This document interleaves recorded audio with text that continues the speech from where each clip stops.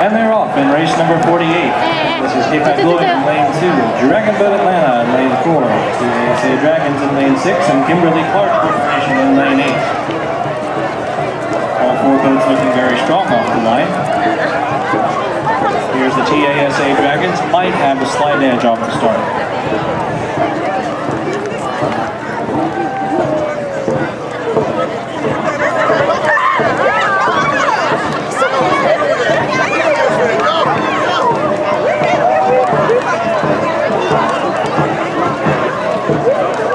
At the 100 meters, it is TASA with the lead in a three-way battle for second.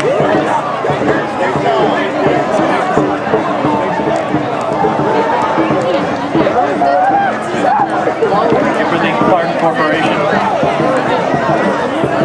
perhaps maintaining a slight edge. Now Dragon Boat Atlanta beginning to pull slightly ahead, taking that second position.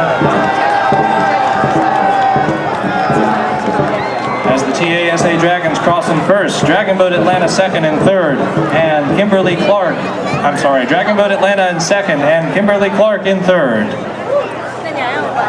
Right there with them, Hapag Lloyd in fourth.